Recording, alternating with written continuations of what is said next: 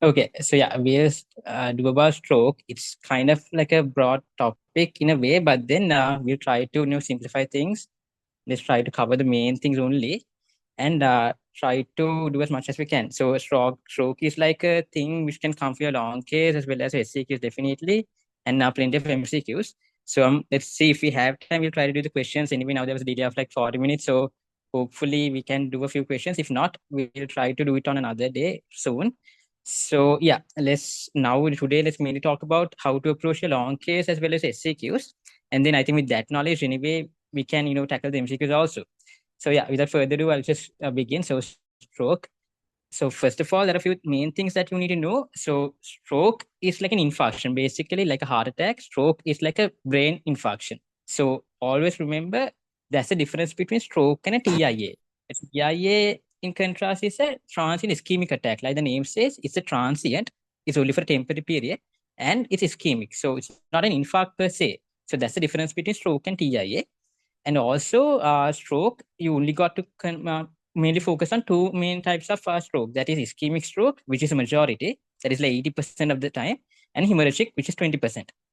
Hemorrhage can again be divided into intracerebral hemorrhage as well as subarachnoid hemorrhage. Again, intracerebral hemorrhage is the majority, that is 15%, and subarachnoid 5%. These percentages, of course, it's good to know because sometimes they can, for an MCQ ask this many proportion of strokes are ischemic or hemorrhagic. So, it's good, nice to know that. And then ischemic also, it could be due to thrombotic or embolic. So here, what I mean thrombotic and embolic is, now let's go to, I'll include the circle of Willis later in another slide, but then you can remove the circle of Willis, right? So there you get, that's basically the blood supply of the brain. So thrombotic in the sense, there's a blood clot forming within those main arteries supplying the brain itself. That is the primary pathologies in the brain blood vessels itself. While embolic means the pathology, that is the blood clot, is somewhere else, but then you get the clinical features related to the brain because it has embolized through the blood vessels and has got stuck in a blood vessel which is supplying the brain. So embolic causes are these things like AF, that is atrial fibrillation, post MI. So atrial fibrillation, you all know the pathology. So there's some turbulent heartbeat. So it would any blood clot that is staying there, it has a high chance of discharging from the left atrial wall, and it can easily right atrial wall, and it can go to the it can go to the blood vessels. So because of that, AF is a cause, and then post MI, because again, if it's somewhere in the left ventricular, if the infarct is in the left ventricular wall, there is stagnation of blood there, right? So when there's stagnation of blood, again, there's a high risk of, like, you remember the virtuous triad, that is, stasis is one of it, no? So there's a easily, you can get a mural thrombi, and that after some time, it can go embolize in the cerebral blood vessels. So that's another feature of another cause of embolic stroke rather. And then valvular disease, again self-explanatory, similar to the previous two. Again, here there's some kind of turbulence. So there's a higher chance of it going and discharging in the cerebral blood vessels. So just because a person does not have, any other, pathology in the brain, it does not mean the patient does not have a chance of stroke. It can always come from the heart or somewhere else. So that's a difference between ischemic and hemorrhagic.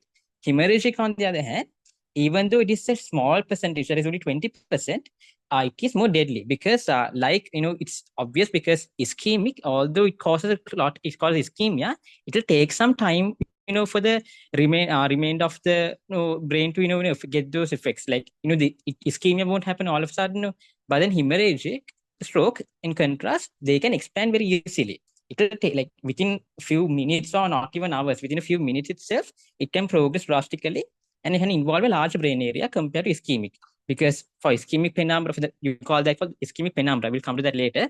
The area surrounding the brain, which is actually salvageable, which we can, save, is at risk if we don't intervene fast rather.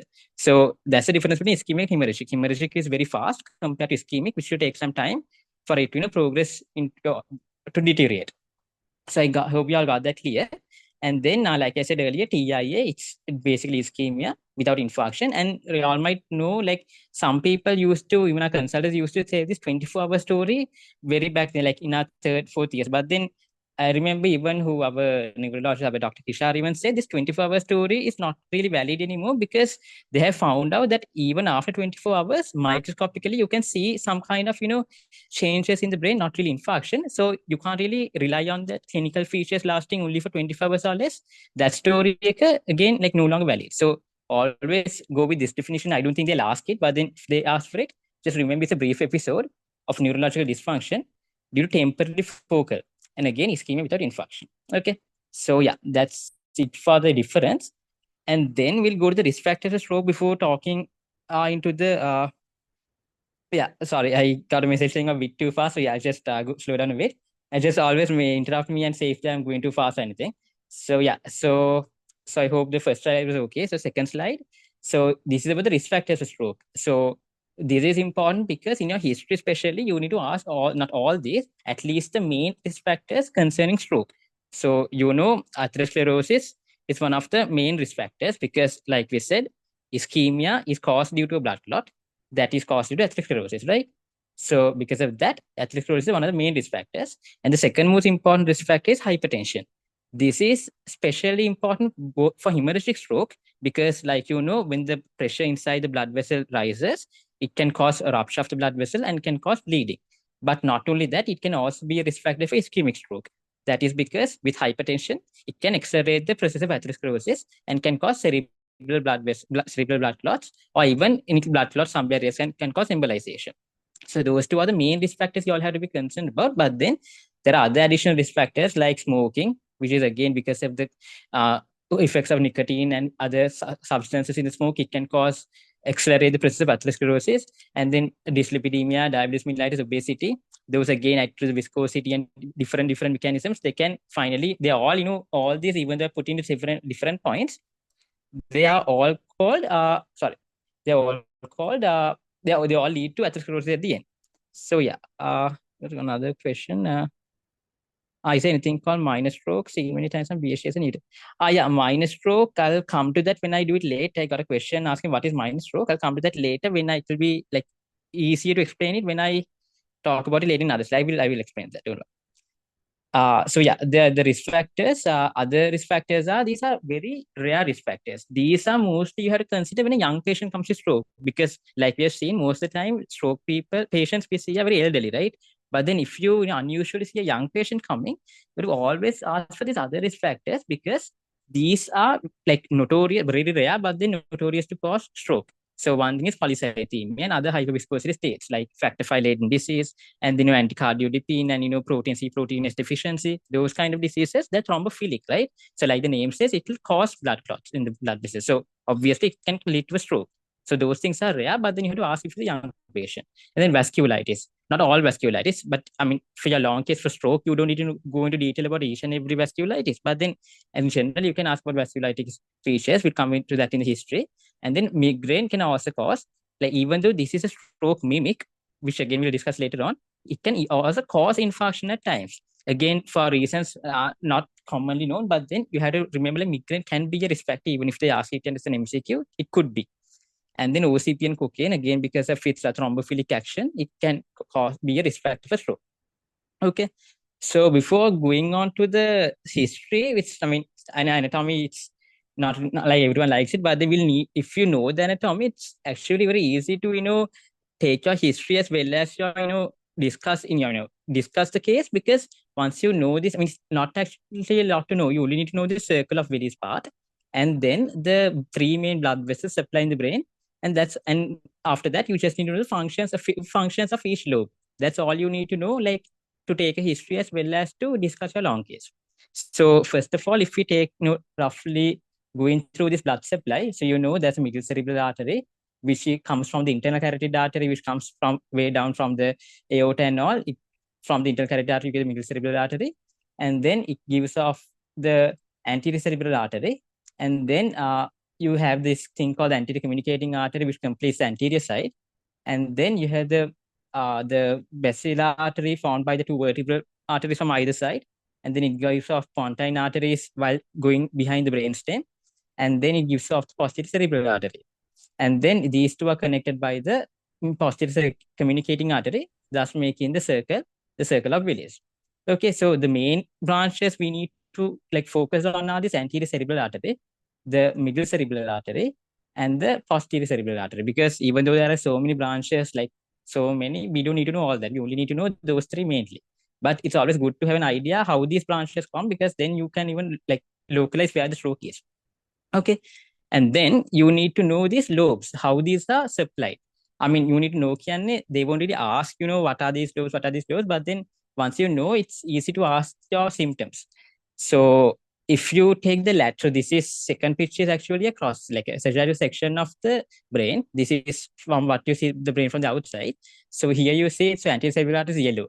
So you see most of the medial part of the brain, that is the frontal and the parietal, that area, and the superior part of the cortex is mainly supplied by the anterior cerebral artery.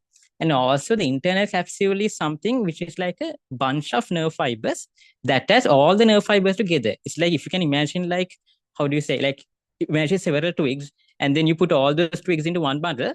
That bundle is called the internal capsule. That's basically all the motor fibers that is concerned in the body on one side will run on one side of the internal capsule. You have another internal capsule on the other side.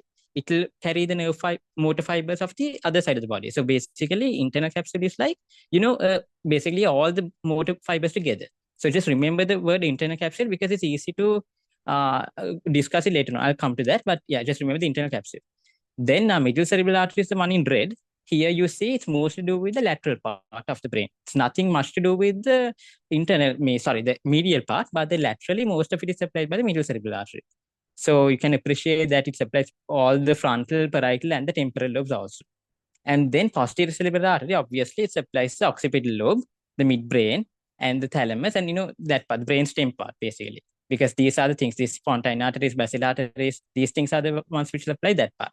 And also, even though you call anterior circulation, when people refer in terms of stroke, when people refer to anterior circulation, they talk about both the anterior as well as the middle cerebral artery. So just keep that in mind because anterior circulation does not always mean only anterior. It also includes middle cerebral artery for reasons because, like this picture shows, it supplies most of the anterior side of the brain, while the posterior circulation is, like the name says, posterior cerebral artery. So that's all you need to most, I mean, not all, but then at like 80% of what you need to remember to, proceed with your case. So that's it. Then, and you might remember this homunculus. So homunculus, if anatomy, we must have done it. So here y'all remember this weird looking thing. So this is the face and the tongue. That part is on the lateral side. And then you get the arms, thumb, and the rest of the upper limb. And on the medial side only, you get the leg and, rest of the lower limb. So why this is important is because now, if you can go back to the previous picture, you will realize that the middle cerebral artery supplies most of the lateral side, while the anterior cerebral artery supplies most of the medial side. You can see this, right? So this is medial brain, this is lateral brain. So if you remember, middle is lateral, anterior is medial, you can appreciate why this is important because obviously that means this foot. I mean, again, like these are not clear cut. Okay, this is like, you can't say like, okay, මෙතනින් ගාන්ට මෙතනින් මේ divide වුණාම this part is anterior, this part is middle.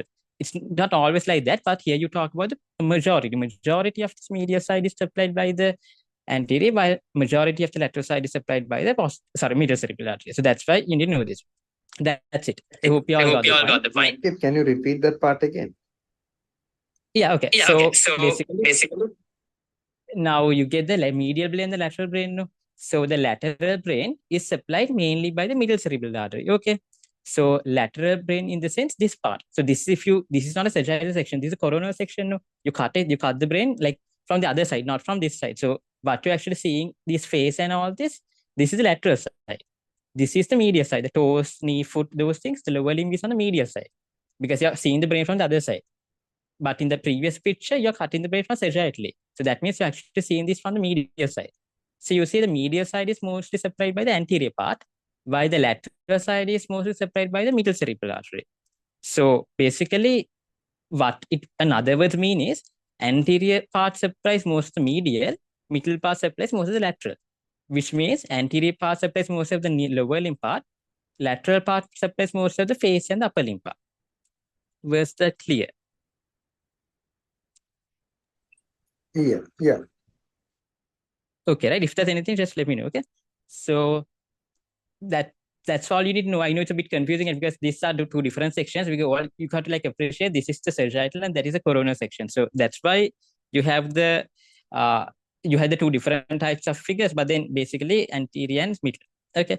So yeah. Then so this you need to know a bit because this is important in your history. So you see there are four colors. The frontal is blue, green, then parietal and the occipital. And I put this additional thing that's the brainstem and the other rest of the brains, the cerebellum and all that. So here you don't need like actually I have selected this is from Krishna Institute also. So I mean he just had put like several things, but then you don't need to know all that. You just need to know the important things only. So in the frontal lobe, you got to know that the personality and the intellectual part of the person is governed by the frontal lobe. So anything which is wrong with the frontal lobe will obviously affect the personality and the intellectuality of the patient. So in your history also, which I'll come to later, you have to ask about personality changes and intellectual impairment because then it localizes a stroke to your frontal lobe. Okay. And also the Broca's area is also located in the frontal lobe. So Broca's aphasia, where it is expressive aphasia, not the receptive aphasia. The receptive aphasia is the Wernicke. So Broca's aphasia again comes because of a problem in the frontal lobe. And then contralateral hemiparesis. So that is because now I don't know. You can see the cursor, right? So this part, the sulcus, no, the coronal sulcus. So anterior coronal sulcus is what you have the motor, right? Posterior to the coronal sulcus is what you have the sensory. So actually, you call this a prefrontal gyrus. You call this the postfrontal gyrus. So the prefrontal gyrus is things which have to do with the motor. So that's why your hemiparesis, that is paralysis of the motor part. That is why if there's something wrong with the frontal lobe, that is something wrong with this gyrus here, you get contralateral hemiparesis. In contrast, if I go to this thing, that is parietal, you see I have mentioned contralateral hemisensory loss here. That is because again the post-central gyrus is in the parietal lobe. So because of that, anything that is wrong there will cause a sensory loss. But sometimes people can have both these things. So that means it's either, like I said, like if you go back to the previous picture, remember this thing like it's not a clear cut thing here. Some part can be supplied by anterior, some by posterior. And this circle of Willis also, I mean, not like one clot will form the entire thing. These clots can sometimes, be on several places. So, I mean, for your long case point of view, you need to localize the lesion, but then sometimes there can be an overlap of both definitely because in real life, I mean, it does not always happen in theory. So, yeah. So just remember, prefrontal is to do with motor, post-central is to do with sensory. Okay, and it's hemisensory because, like y'all know, there's a decussation of fibers that happens somewhere here in the medulla here. Like all these things come from spinal thalamic tract and all that in this sensory I'm talking about. So the first order neuron, second order neurons, and all that. So the second order neuron decussates somewhere here, and so what comes from the right side actually goes to your left side, and what comes to the left goes to your right. Similar, the motor also, whatever that comes from the brain, it first decussates here. That's what you call that the decussation of fibers. So you do that, and then right goes to left goes to right. That's why you always get a hemiparesis and a hemisensory loss when those are involved. Okay. Again, if I'm going too fast, just stop and tell me. So yeah, sorry. So that's the motor and the sensory. And other than that, for parietal, you have these things. That is the apraxia, acalculia, agraphia. So these the four A's, it's good to know because wherever you say A, that is to do with parietal. And MCQs can ask this. Actually, I've seen like a few MCQs that have asked this, with these apraxia and acalculia, those things. Okay, I kind of got another message saying I'm a bit too fast. So yeah, sorry, I'll slow down. So yeah, this apraxia, acalculia, agraphia, alexia, those things are to do with fine movements. That is like apraxia. In this, you must have like learned like remember in liver failure we talk about something called constructional apraxia. That is that person can't draw that 5-pointed star. Similar to that, apraxia is something to do with like a small fine movement. So apraxia is that. Acalculia is again mathematical related problems. You can't like calculate a simple problem. Those things. In agraphia again, you can't write and draw those things. So those kind of things you need to know. It has something to do with parietal lobe. And then this Gerstmann syndrome is again like it's a syndrome of all these things together. Then you call it a Gerstmann syndrome. I don't think they can ask in a long case, but then for an MCQ they can at least mention the word Gerstmann syndrome and ask which lobe has it got to do with. Maybe like a matcha thing, maybe like they have put frontal or parietal, true or false, something like that. So just remember Gerstmann syndrome can occur due to parietal lobe dysfunction. And then sensory inattention is again something with parietal, again because the associated. So even though the post-central gyrus is the main sensory area, surrounding that is, remember, like they told us, back then, the associated sensory part is just behind that. Similarly, in front of the prefrontal gyrus, again, you get this associated motor things. So anything that is to do with sensory is mostly in the parietal lobe, which is like quite obvious because that's where the postcentral gyrus is. Okay. And so if anyone is going to repeat it, I'll repeat it. Okay. So yeah, just hope you all got the point. And then neglect of non-dominant side is, again, like the name says, if you're a right-handed individual, that means your dominant side, like your dominant hemisphere is left. So that means you will ignore your right side, like your dominant non-dominant hemisphere side is ignored. So that's called the neglect of non-dominant side. So those all those things are with parietal. And then this lower quadrantopia, that is now, you remember the visual pathway, how it light comes to the eye and the retina, how it, because it's the things in the optic chiasma goes to the optic, this thing. So when it goes like, the visual center is somewhere in the occipital lobe, right? That's why you get all the visual problems when this part is involved. But then before it reaches occipital lobe, it has to go through this parietal lobe and the temporal lobe part of it, and then reach the occipital lobe. So it goes something like this, something, and it goes somewhere here. So part of those fibers which have to do with this, this all these quadrants of the eye, the visual field quadrants, or different fibers go take different pathways. So that fibers which take the one of the lower quadrants have go through this parietal lobe. So that's why when that is involved, the low you get a lower quadrantopia. Quadrantopia means that quadrant you can't see. Like remember the homonymous hemianopia in the pituitary tumor, something like that. So in that you won't see the lower quadrant. Similarly, in the temporal lobe, if you see, this is a green box, and here I put the upper quadrantopia. So part of the fibers which take vision from the upper quadrants pass through the temporal lobe. So because of that, you get upper quadrantopia. Okay. So I mean, these, of course, I mean, you can only do by examination. History, of course, I mean, you can ask the patient, but then it's not very reliable, right? So you always rely on examination findings for those. Okay. And then temporal lobe, the other things which you can get are these deja vu things, hallucinations, automotor things like lip smacking and all. Those come with temporal lobe. Actually, temporal lobe epilepsy, the name why they give temporal lobe epilepsy is also because of that. Because in temporal lobe epilepsy, what you get these preictal phases, no? That is, you get this deja vu, tactile hallucinations, visual hallucinations, sorry, not visual, auditory hallucinations and all that. So that is because that's all governed by this temporal lobe here. So similarly, when you have a stroke also, apart from the paralysis or other things, you can get these things very prominently if it is temporal lobe stroke. Okay, so just remember at least like a few things. Like for temporal, you can remember hallucinations, automotor, and Wernicke. For this, you can remember like Broca's and intellectual. Like that, you can remember like two at least, because I know sometimes it's hard to remember all of it, but then at least if you remember two, you can like point out where it is in your history itself.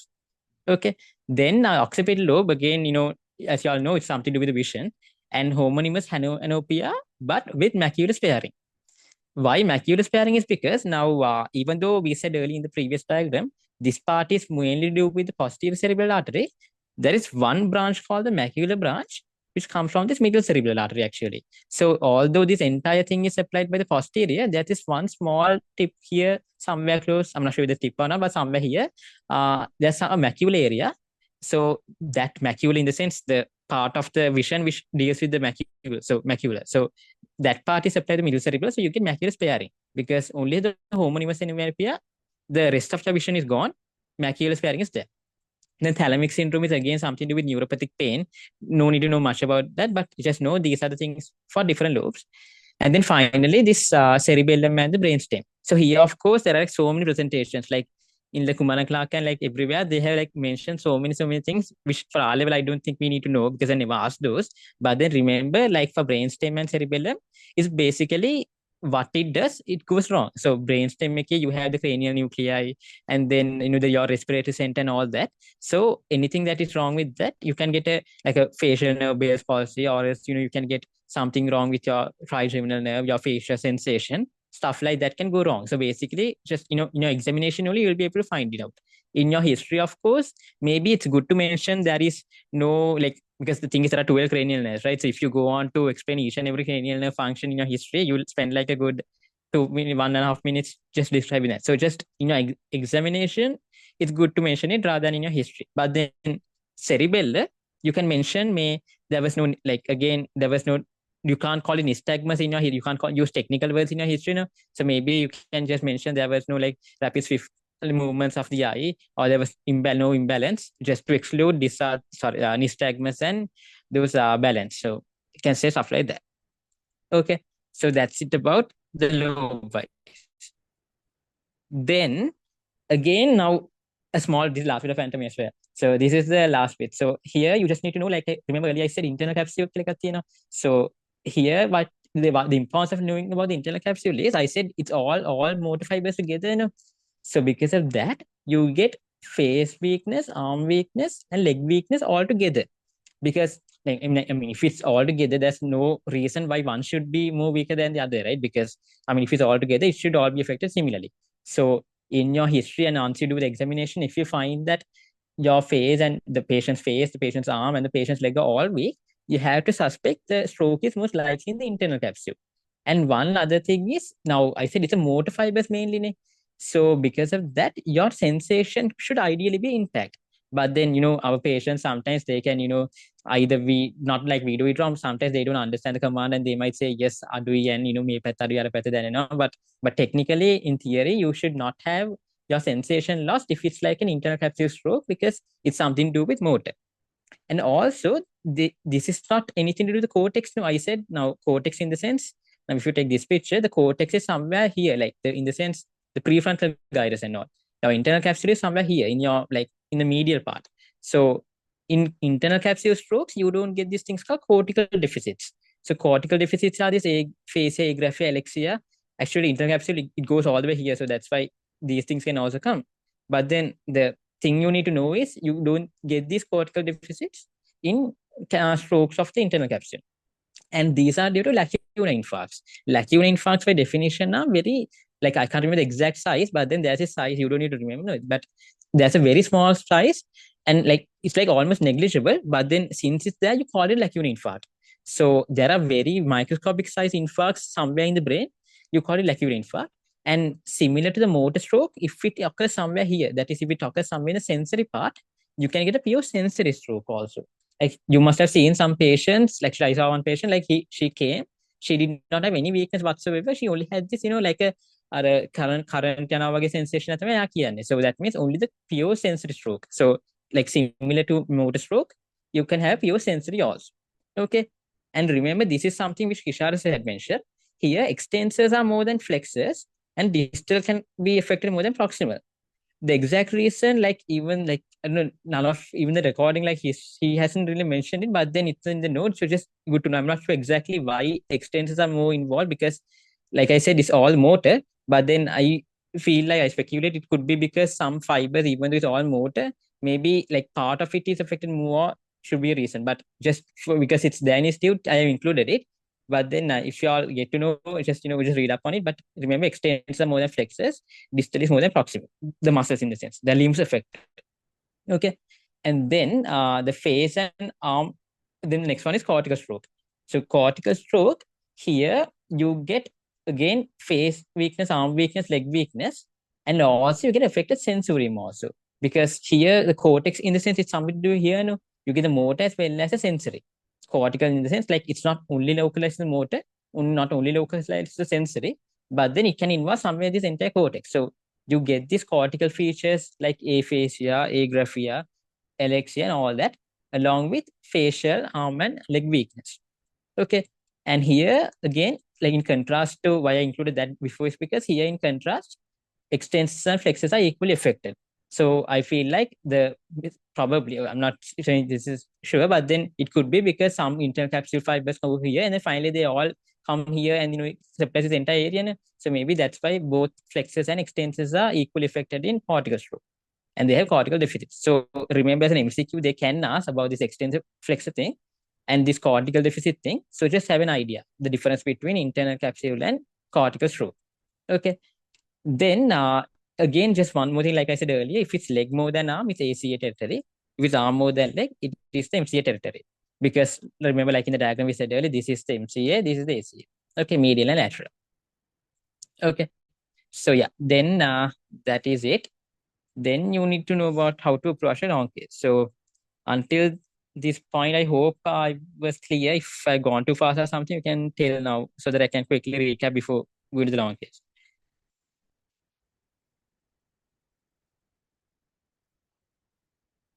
Okay, so no one said anything, so I'll just assume y'all got the things I said. I wasn't too fast, but if there's anything even later, just let me know. I'll recap that.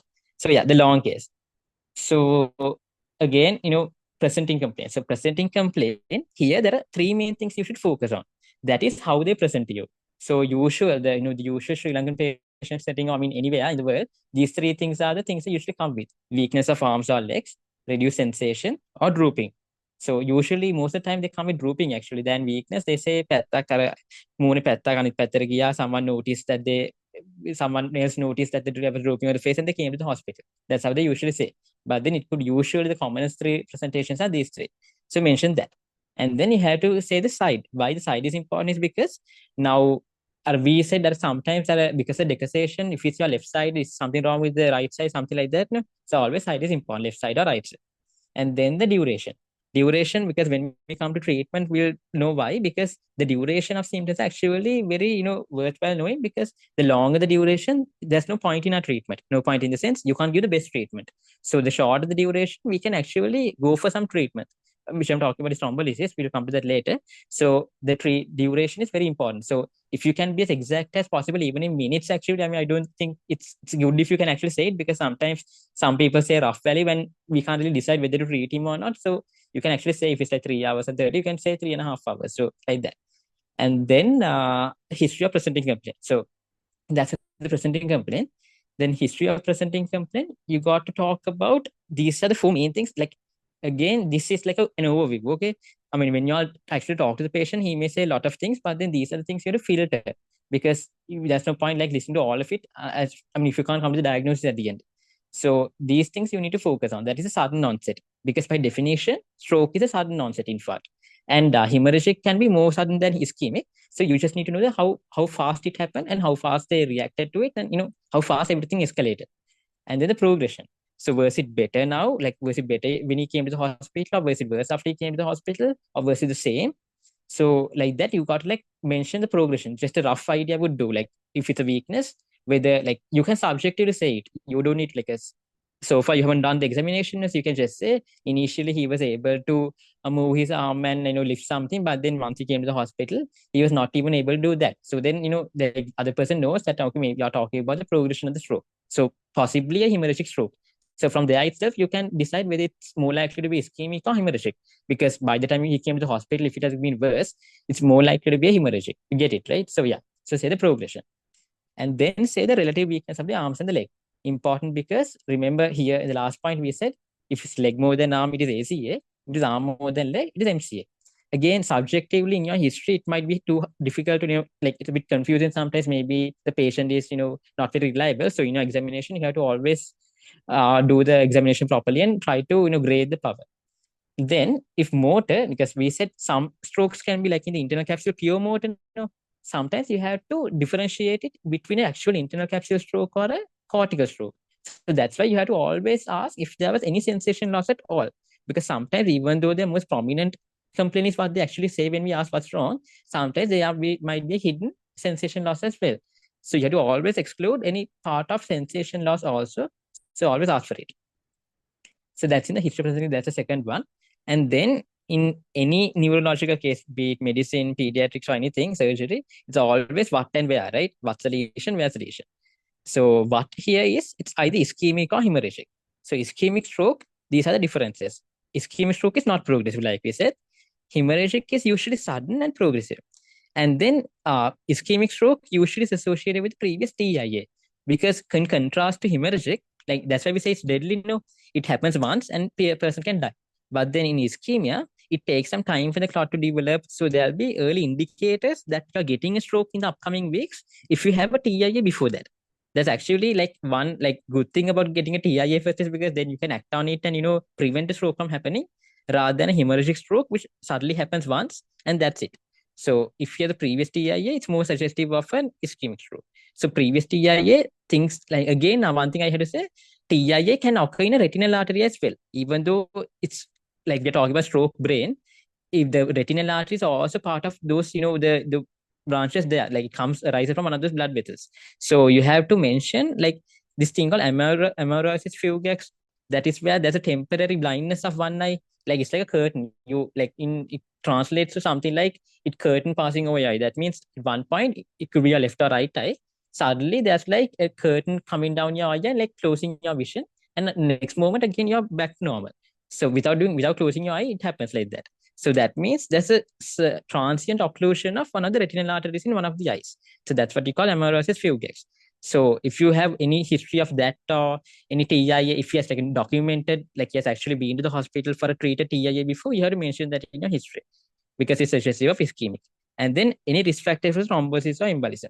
So those are the risk factors we said earlier, like the diabetes, and then any smoking, any diet, dyslipidemia, all that. Like the similar risk factors to a heart attack, those things. Then hemorrhagic, in contrast, they can have a loss of consciousness because we said hemorrhagic is very progressive, so it can involve such an area of the brain, and it can involve even the centers, associated with consciousness, so that you can lose consciousness. In contrast to an ischemic stroke, and also severe headache and onset is more characteristic of a hemorrhagic stroke, and this is like from hemorrhagic also, it is more suggestive of a subarachnoid hemorrhage. We'll come to that later, but remember, severe headache is usually hemorrhagic, not ischemic. And then neck stiffness and papilledema also because of subarachnoid hemorrhage, because subarachnoid means, remember the three layers of the brain. You get the dura, the P and the arachnoid. So below the arachnoid, that is, you have the you get your meninges irritated. That's why you get all these meningeal signs, neck stiffness and all that. And papilledema because that's edema, like around because of the blood, that's edema. So we get papilledema.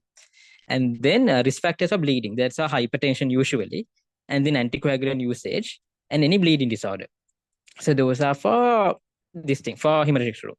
And then various lesion. So various lesion, that is why I went through those things earlier, because you need to know these things about these brain lobes. If you ask at least two of each of these boxes, you can like have somewhat an idea, because I mean we are still taking the history. We can ideally pinpoint out, okay, this is the lesion, where the lesion is, but then have a general idea. You can say, okay, these things are not there, these things are there. So most likely the patient must be having that stroke clot in this area or hemorrhage in this area.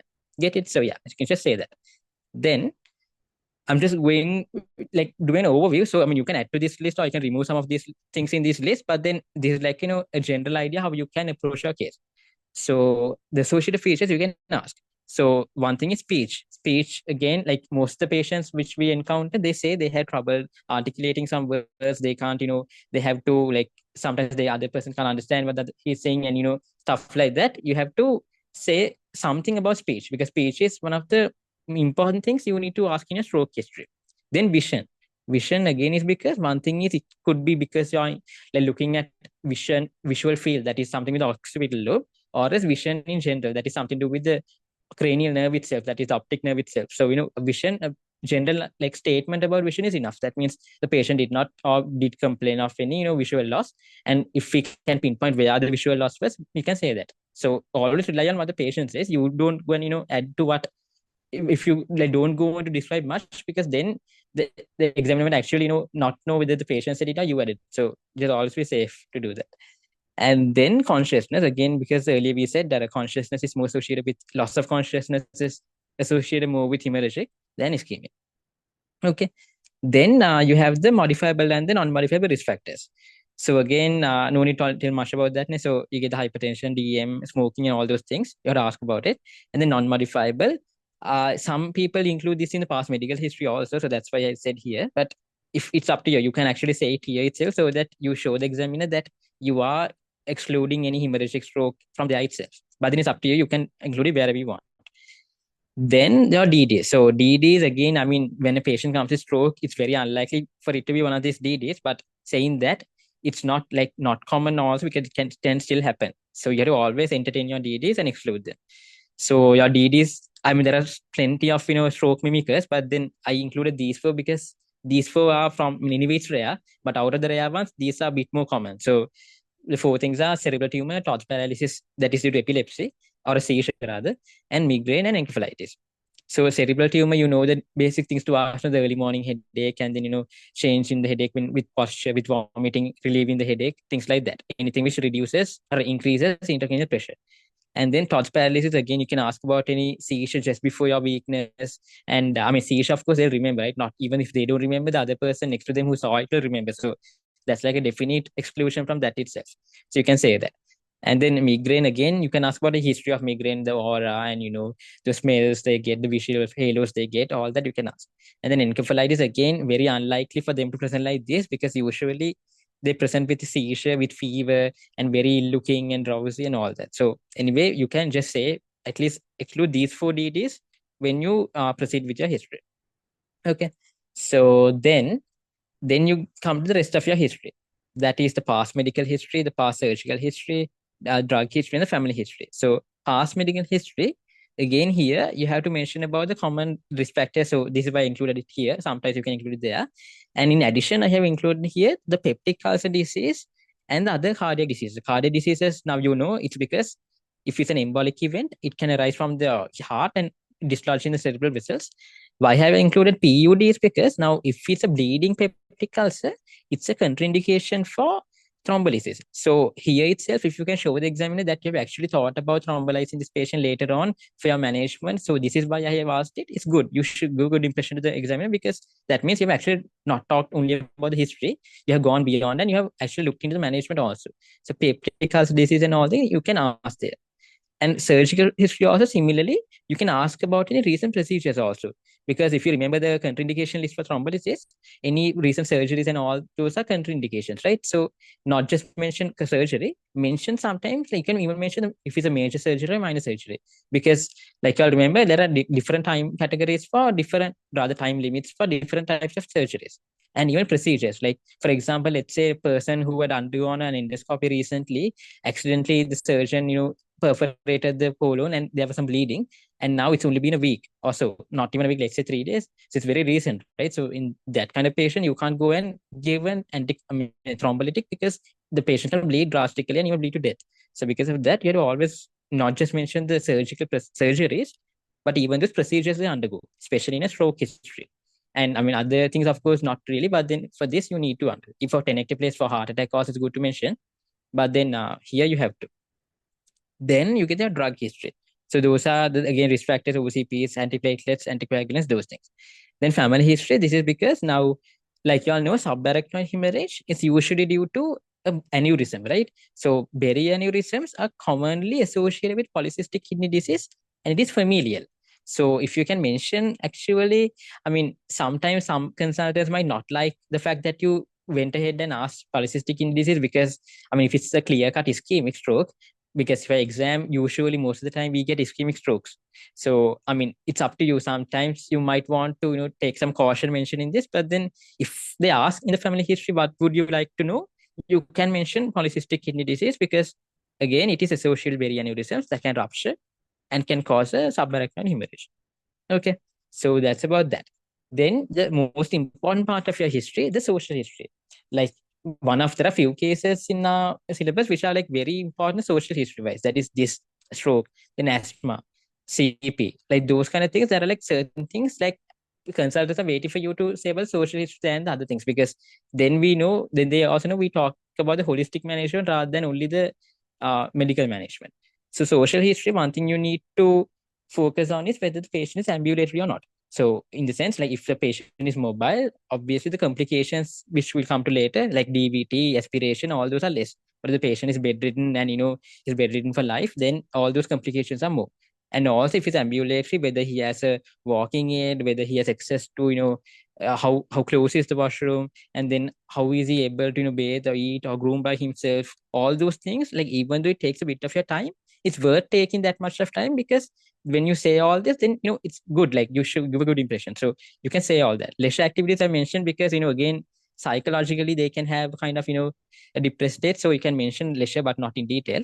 And then can afford, like one thing is, even though like we refer to these patients to rehabilitation later on, they might not be able to afford all those things, like sometimes walking it, like even these NGOs sometimes they give it, but then sometimes they have to buy it themselves, right? So you have to always like mention how, whether they can afford. Just don't say like socially, like economically they're okay, they spend this much. You can just say, if in clear cut you can say they are able to, you ask that whether they're able to, and they say they're able to afford it, so you can say that. and then care from the family, because most of these patients are elderly and they're bedridden and also most of the time, if there's no one looking after them, they're most likely to be neglected and abused. So because of that, you have to say that's inadequate family support as well. And then finally, knowledge and compliance of, if the bystander is there, you can say both the bystander and the patient. If only the patient is there, if he's able to, he's knowledgeable enough to do it on his own, you can say like whether he's knowledgeable about the disease and whether he's promising to be compliant later on with his medication, with his rehabilitation services, all that. You can mention it all in the social history. So that's, you just go a bit into town about social history, but then like if you are wasting a lot of time, don't do it. But then you can have a general idea. Then you come into examination. Again, I'll give a run through because I mean, again, you all know the how examination, how it, the format, how it follows. But then uh generally, so yeah, in the basically in the general examination, you have the basic well looking or not JCS, you can give a score graded, and then always talk about these things: the walking aids, wheelchair, and if there's an institute catheter institute, it's always good to mention it because then that shows that you actually actively look for those and you're mentioning those. So remember to say those. And then fever again, because they are very prone to get infections, especially aspiration pneumonia. So when you get aspiration pneumonia, you can get fever. So say whether it's febrile or not. Then plethora. Plethora is because now this polycythemic patients, we said polycythemia is a risk factor for stroke. No? So if the patient is polycythemic, he can be plethoric. Again, very rare. Again, it's up to you to mention it or not. But just for completeness sake, I have mentioned plethora, but you can say. Then pulse rate. Pulse rate because if it's like irregular. So good to mention it there itself, or you can mention it as CVS. You can decide. Then pressure source. Pressure source. This is one of the very, very important things because some like what we've been told is some like we don't really look into all the places. We just look like why the shoulder blades or something, and we say okay, no pressure source. But then sometimes he can have massive pressure source, which is ailing him at his sacrum. So we don't really understand, maybe because we don't want to, maybe we think it's not polite and we don't do it. But then if we get consent and try to look over the sacrum as well, because I mean these patients, especially if they're like bedridden, there's a high chance that they can have a very massive or painful pressure throw at the sacrum. So always look at all the places involved. And then any DVT signs. Again, if the patient is bedridden, you can comment on any tender inflamed veins over the leg, and any edema, lower limb edema, ankle edema, you can say those. And then occlusive arterial disease features here, why I mentioned is because if it's an ischemic stroke, he can have like atherosclerosis is a widespread disease. No, it's not only involving cerebral blood vessels. It can involve the heart, the renal vessels, the any vessel in the body, right? So if he has an arterial, because of the position of the legs, because it's lower down in the body, they're more prone to get occlusive arterial disease as well. So you can check those things like gangrene, any ulcers in the toes somewhere, in arterial ulcers. You can comment on those. Okay, so that is for general, and then you get your other systemic examination, that is CNS, CVS, respiratory, and abdomen. So CNS, I mean, it's the most important examination actually, but I have put it in 3 points because you all know how to do it, right? So I will not go much into explanation. Just cranial nerves, you got to pinpoint where the lesion is. So try your best to, if it's a visual field, try your best to find a visual field defect. And if it's like a, I mean, usually it's cranial, not facial, we get in the exam. So mostly be think of, sorry, in the sense optic or facial. So put more focus on those two nerves than the others, because tongue and hypoglossal and all very unlikely we'll get a patient like that. So yeah. Then fundoscopy, always do a fundoscopy because papilledema is a risk factor, sorry, a contraindication for certain things. So you cannot do it. So you have to do a fundoscopy. And then upper limb, lower limb is the most important part of your entire examination, because you have to properly say, because why we are doing it is because like we went before, I went through before, the ACA territory and the MCA territory are indicated by how much the upper limbs and the lower limbs are involved. So the more upper limb involvement and more lower limb involvement, it will depend on the blood vessel which is mainly involved. It could be both, because you can't expect always the lower limb only to be involved, but then it could be more if it's a certain blood vessel. So remember that. And then CVS, here murmurs and carotid bruit. Because most of us, I think we miss the carotid bruit because we think it's CVS. Okay, maybe only the precordium. Okay, that's it, done.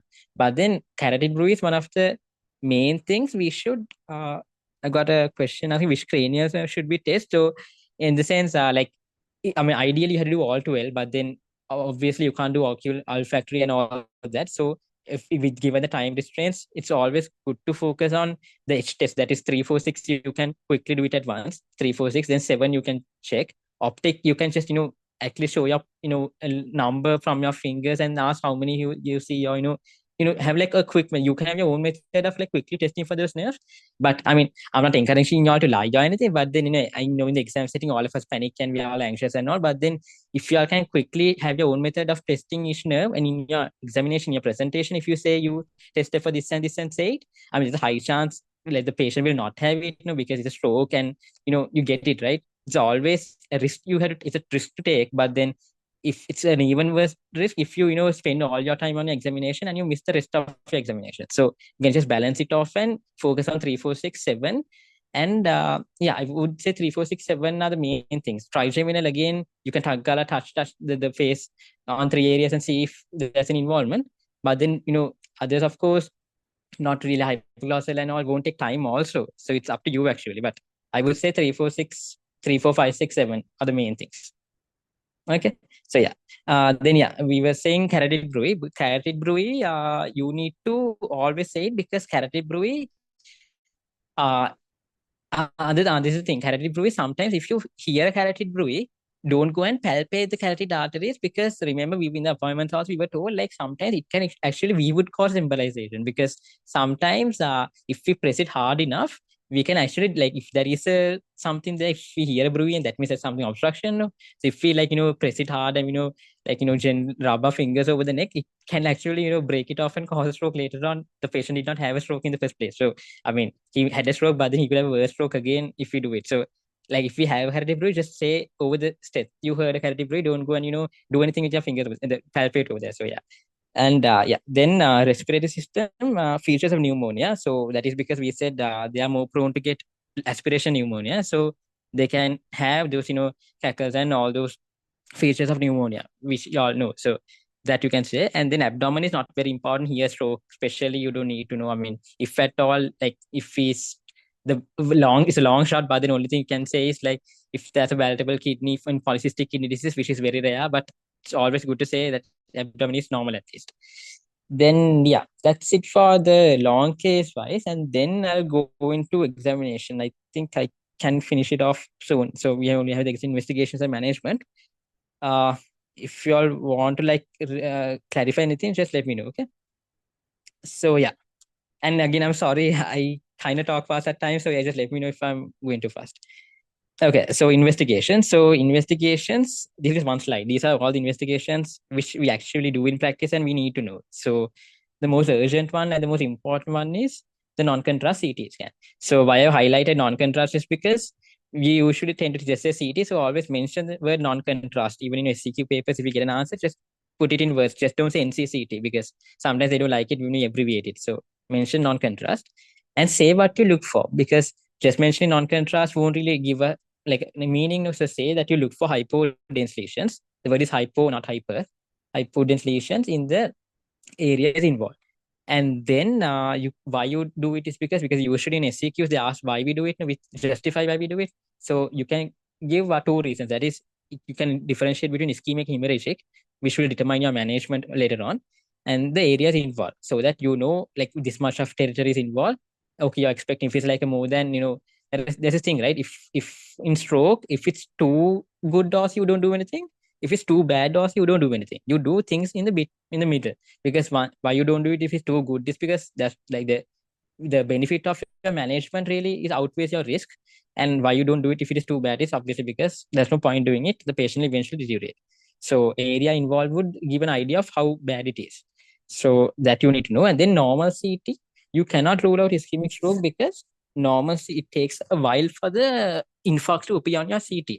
Like hemorrhage, of course, they could quickly appear on your CT and show as hyperdense lesions, but then infarcts, it will take a while. So you can, like, if it's an MCQ stem saying normal CT excludes, it's false, because you cannot really say it.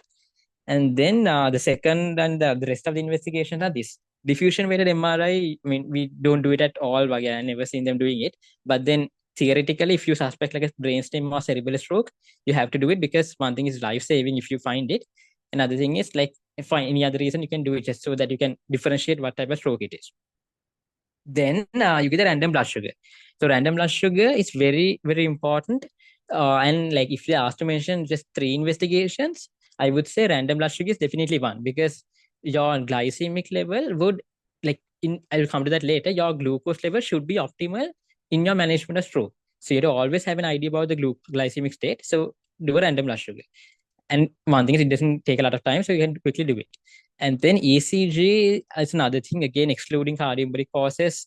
Very, I mean, depends on if you have a history of ischemic heart disease and atrial fibrillation, you can do it, but then not always you need to do that. These things, this non-contrast CT, you have to do it immediately as soon as you can. Ideally, as soon as you can is the best word, because you can't really give it a time frame, because the more you delay it, the more you delay your management, and you can't really save the patient. So yeah, you have to mention that. Then FBC, again, platelet count. I mean, rare, but then you can say that if you mention that as an investigation. Polycythemia, again, with rare. PTINR, clotting abnormalities, quite important. Actually, I should have put that a bit more earlier than these two, because PTINR, if you feel it's a hemorrhagic stroke, there's a very high chance that these things could be abnormal. So that is one of the other important things you have to do. Then serum electrolytes and renal function test. So serum electrolytes is because, like you all know, SIADH, one of the causes is post-stroke. After the stroke, it can cause something to do with the regulation mechanism dysfunction. It can cause hyponatremia. So remember that has been asked also, as I remember, as an MCQ. So just remember, stroke can cause SIADH. So for you to know if it's hyponatremia, you need to know the patient's baseline value. So for that, you do a serum electrolyte. And then a renal function test, again, certain drugs you are giving, and thrombolytics you are giving. So it's good to have a idea of the excretory function. Then you have the special tests. So these special tests are the carotid Doppler, 2D echo, thrombophilic screen, and vascularity screen. We don't do it much. Carotid Doppler, of course, we can do sometimes, but then these other things we don't do. So just good to know. Then the management. So this is the last point of the session. So management, I number them. So they're like 7, as I remember. The first thing is acute resuscitation. Acute resuscitation කියන්නේ your normal, the typical ABC thing. But then, I mean, in your discussion, don't go with, they don't like it in your known. I mean, they don't like when we say APC, just say airway, what you check, breathing. I mean, in your long case, especially this, I mean, you just spoke to the patient and came to the panel, right? They obviously know the ABC is okay. So, I mean, if they tell you to talk about the management, always personalize it. Don't always start with ABC, because that would have been already managed. Or you can say, if the patient came to me initially like this, I will start from this. Or they would assume that right now itself you would want to do this. So just justify what you're saying. And then do large bore balloon, do large bore cannula for investigations, blood for investigation, that part. Then you come to the reperfusion of ischemic penumbra. So this is what I said earlier, this ischemic penumbra. So that is because now, when we started off itself, the first point was stroke causes an infarct. Infarct means it's necrosed tissue. You can't save that. It's already dead. So the only thing what we're doing in this management is trying to salvage this ischemic penumbra around it. Because the more we keep it ischemic, the more it, obviously, the more it spreads, and it will involve that as well. So if you can mention this word, reperfusion of the ischemic penumbra, that would actually, one thing is, it sounds nice.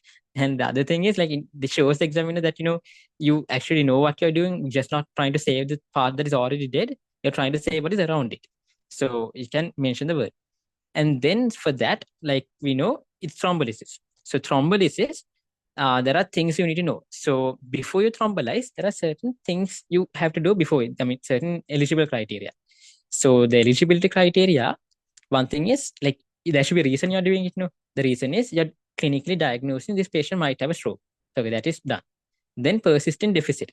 That means the patient is still having a deficit. Not like the patient had a deficit like 2 days back and now he comes and wants to do a thrombolysis.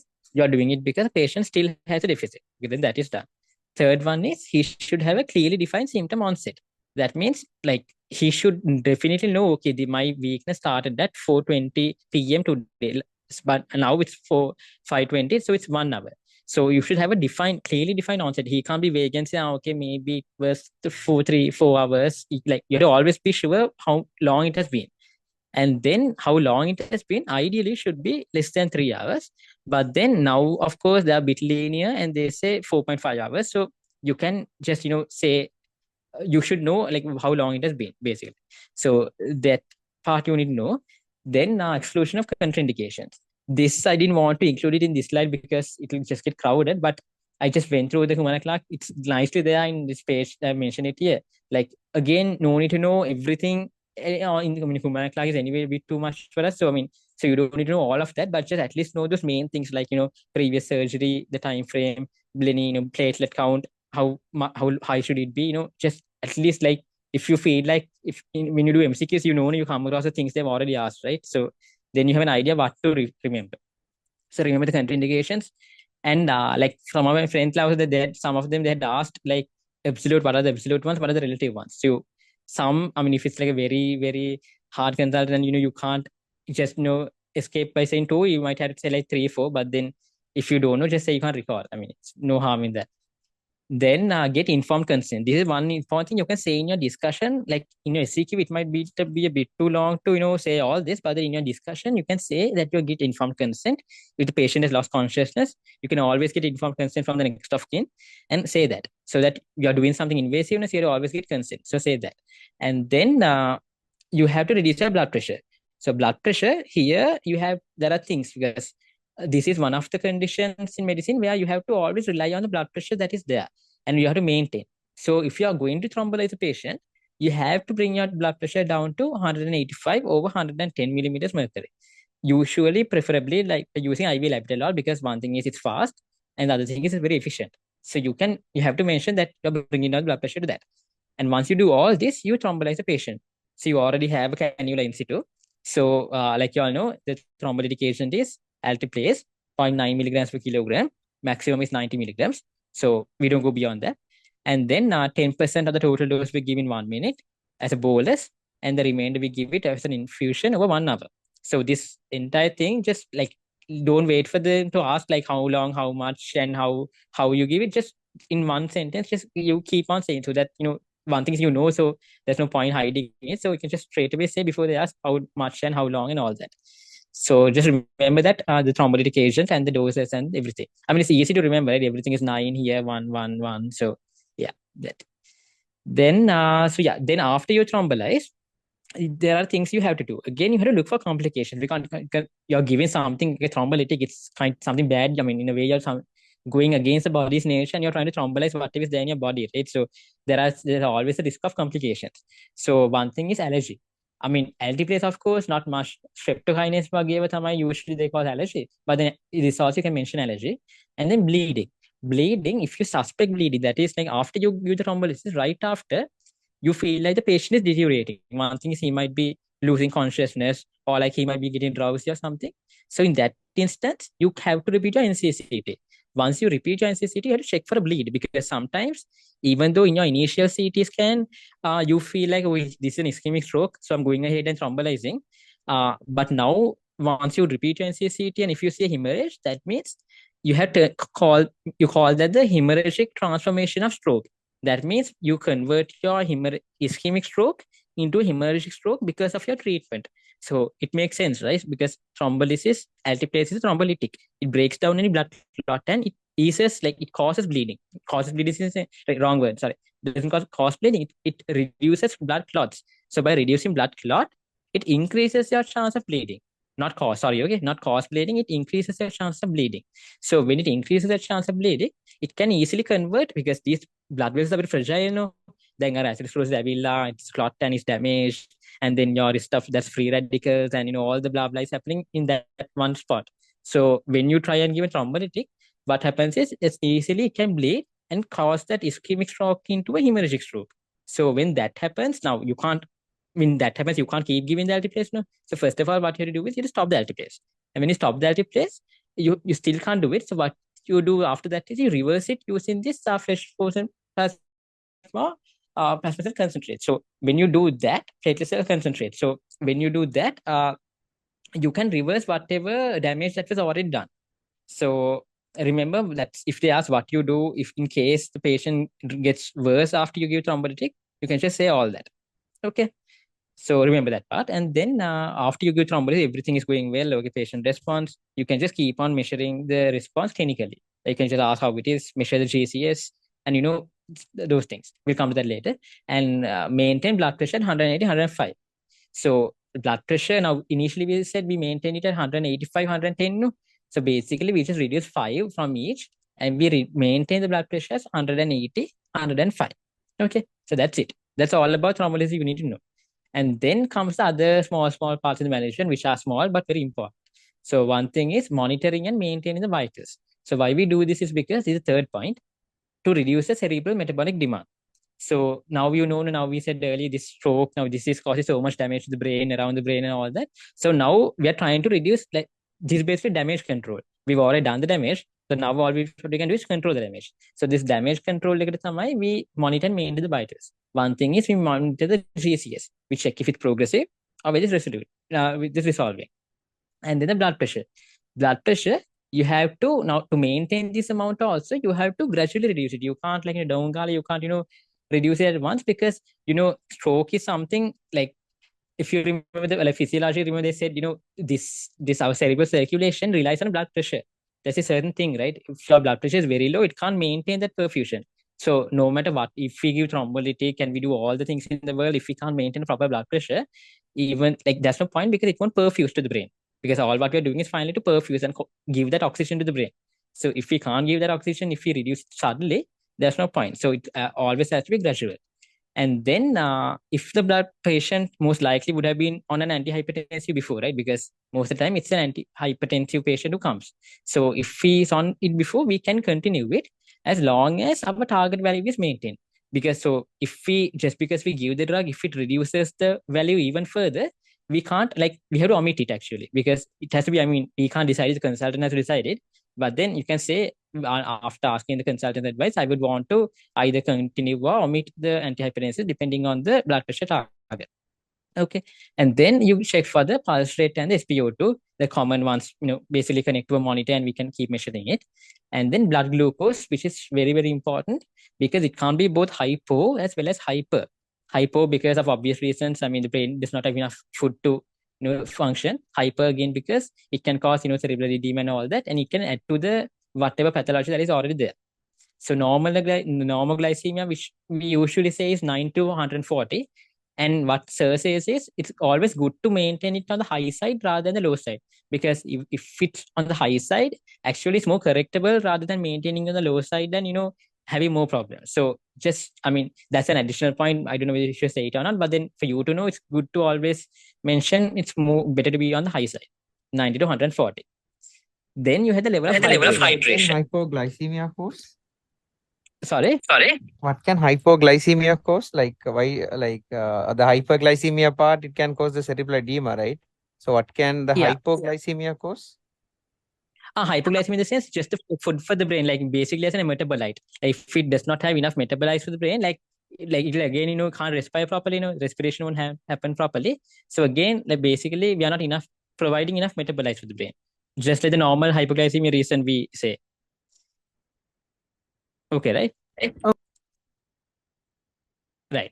So yeah, then so level of hydration is because maintaining perfusion. Now we said some of these pathologies is due to a very viscous blood. No, it's very thick, it can't move properly. So when it's very thick, it can't, even perfuse the brain properly. So that's why we have to maintain, like, not very thin, not very thick, but so maintaining the perfusion and maintain the viscosity of the blood. And then temperature. So temperature, again, here, why we said it is because they are more prone to aspiration pneumonia. No? So because of that, we had to always maintain a temperature chart. So this is something very important, which Sir also emphasized, because this is like very practical, right? In the ward, we see them maintaining a temperature chart in the first page, but when we talk about it in the discussion, we really omit it. So always mention the temperature, because it can give a lot of prognosis, like very useful in case there is an infection. And if you miss it in vain, like you manage a stroke, but you miss the infection. So always mention the maintenance of a temperature chart and say that you can add to some, add some glamour to it. And you can say, you tell the nurse to maintain it every half an hourly, 1 hourly, and say to inform if there's some change, you can just glorify what we are saying also. So you can just say something. And then other thing is because hospital acquired infections. So hospital acquired infections, is one thing is that, they have so many things, right? Cannula, sometimes they can have an NG tube, sometimes a catheter. So all those things are points of entry for any bacteria in the hospital. And these are very nasty bacteria like Staph aureus and MRSA and those things. So they're easily prone to get infections because of that also. And then temperature, some they have said, like, not very proven, but then, you can say sometimes higher temperature or lower temperatures can affect the infarct size, mainly higher temperatures. So if the temperature is high, you can always mention you can control with paracetamol or any antibiotic. Okay, so that's it. The fourth point is neuroprotective measures. So here, the normal things we do for any meningitis or any brain pathology. So they're the same things. So head elevated to 30 degrees.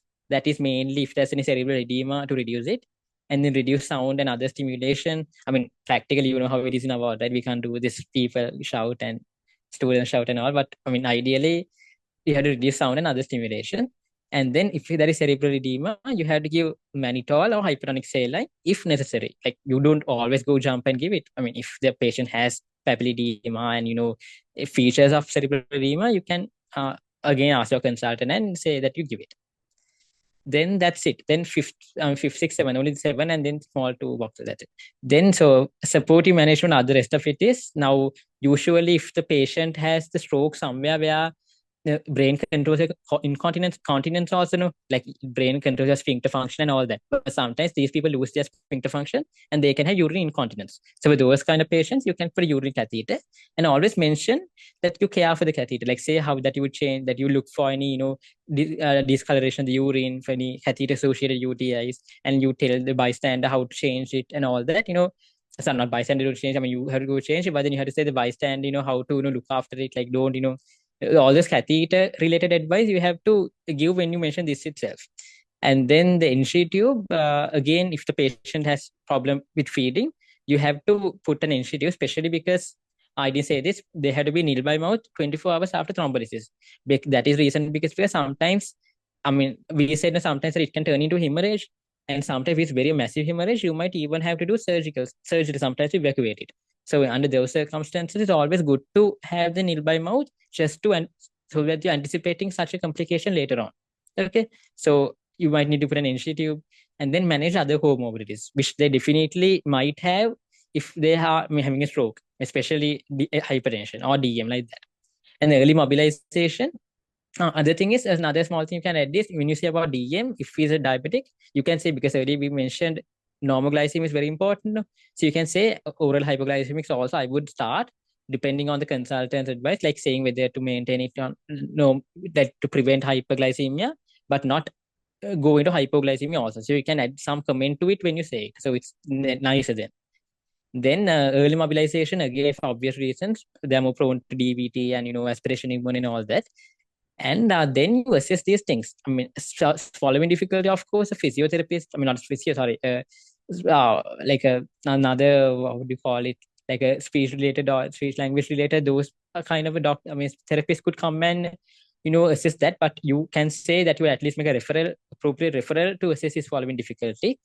And then bed sores contractions, we said, so that you can avoid by using this AR mattress.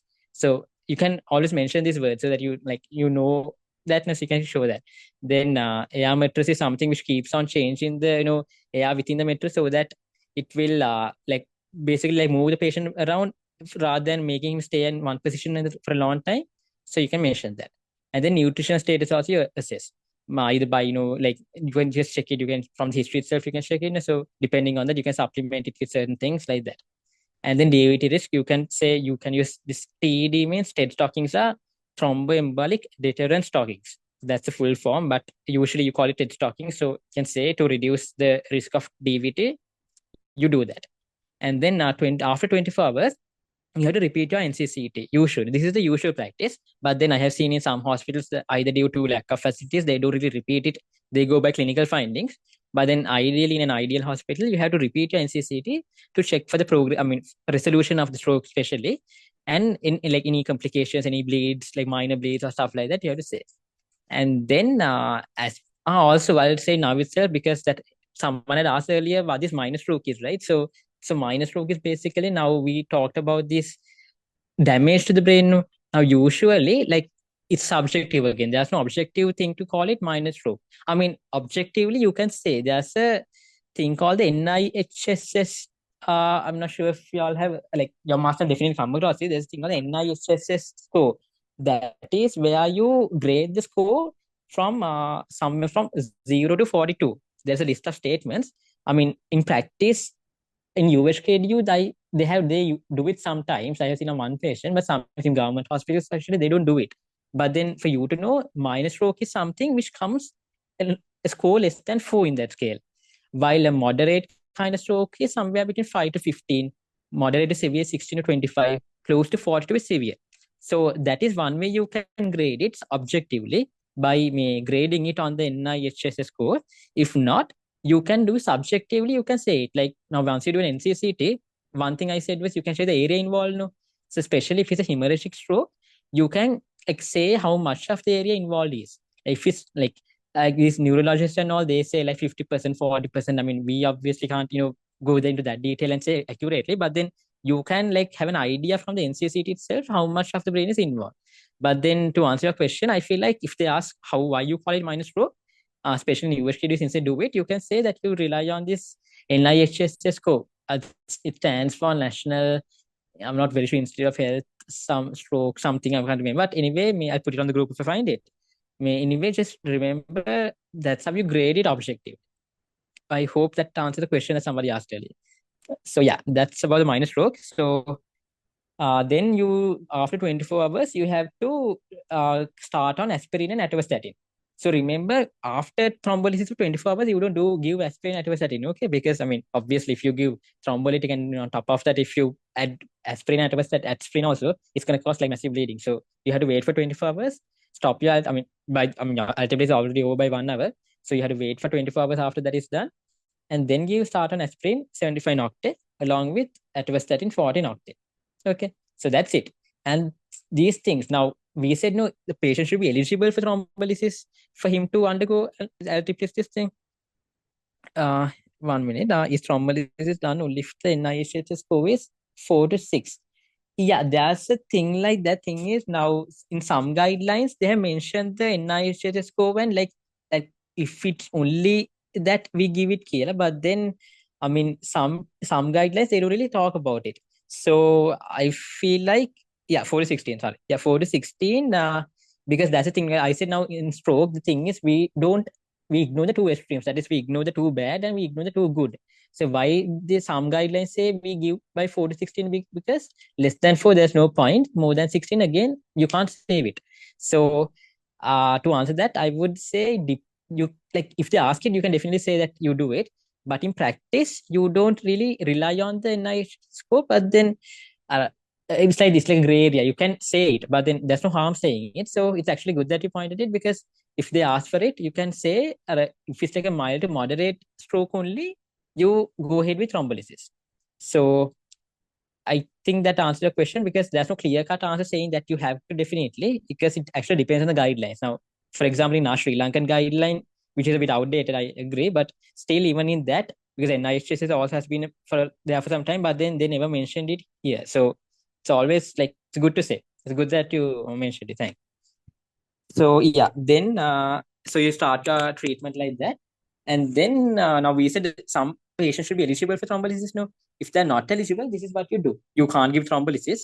So what you do is you start with aspirin 300 stat, and then after a few the exact may change. I mean exact hour you change, you don't really know, because it depends on your hospital. Sometimes clinically they would decide, okay, now we have to change to 75.